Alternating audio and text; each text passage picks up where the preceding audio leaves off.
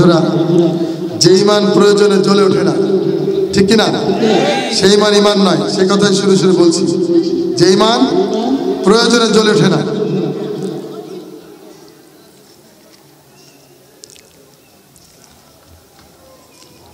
আলহামদুলিল্লাহ, মাঠ তো ভরেই যাচ্ছে। আমি তো ভয় পেয়ে গেছিলাম যে আমাদের ভাইরাল বক্তা আফসারি ভাই চলে গেলে আমার কি অবস্থা। আলহামদুলিল্লাহ, এটা আপনাদের ভালোবাসা, ইসলামিক গজলের প্রতি শ্রদ্ধা, ভালোবাসা, এটা আপনারা রাখবেন। শুধু এটাই নয়, আপনাদের সন্তানদেরকে তৈরি করতে হবে। আমি মশিউর রহমান কবে চলে যাব সেটা রব্বুল আলামিন ভালোই জানেন।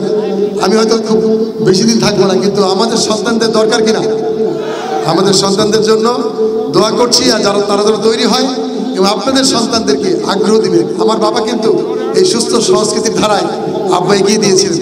আজও বাবার কথা মনে পড়লে চোখ দিয়ে দরদর করে পানি পড়ে। আমি বাবার গান শোনাবো আপনাদেরকে, আমার বাবার কষ্টের কথাগুলো আমি আপনাদের মাঝে এই ইমানের পরে এই গানটা শোনাবো ইনশাআল্লাহ, আমার বাবার গল্প।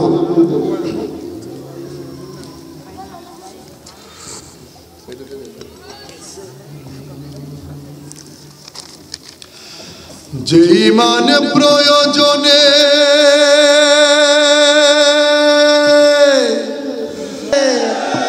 বাতিল মত, বাতিল পথ, এটা হচ্ছে তাগতি শক্তি, শয়তানের শক্তি, ঠিক কিনা।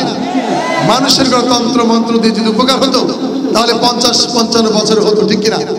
সুতরাং আমাদেরকে সত্যের পক্ষে, কোরআনের পক্ষে, হালালের পক্ষে, আপনার ন্যায়ের পক্ষে দাঁড়াতে হবে। যদি আপনি কোরআনের পক্ষে দাঁড়িয়ে যান তাহলে আপনি আল্লাহর রাব্বুল আলামিন আপনার কবুলিয়াত বান্দা হলেন, অর্থাৎ বাছাইকৃত বান্দাদের মধ্যে আপনি টিকে থাকতে পারলেন, ঠিক কিনা। আর না হলে ছাঁটাইকৃত হতে হবে, ছাঁটাইকৃত।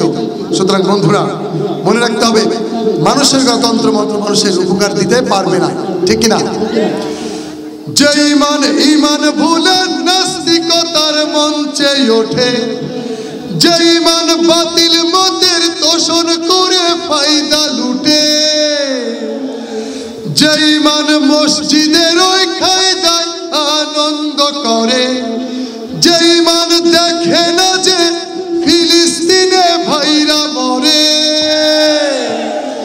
যে ইমান ময়দানে নয়, যে ইমান ময়দানে নয় মঞ্চে ফোটায় কথার কলি, কিভাবে তারে বলো ইমান বলে, কিভাবে তারে বলো ইমান বলে, কিভাবে তারে বলো ইমান বলে।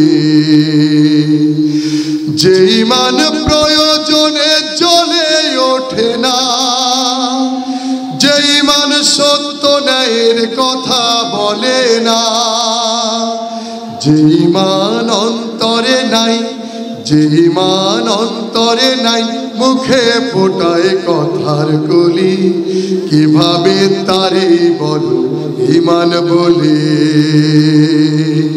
কিভাবে তারে বলো ইমান বলে, কিভাবে তারে বলো ইমান বলে।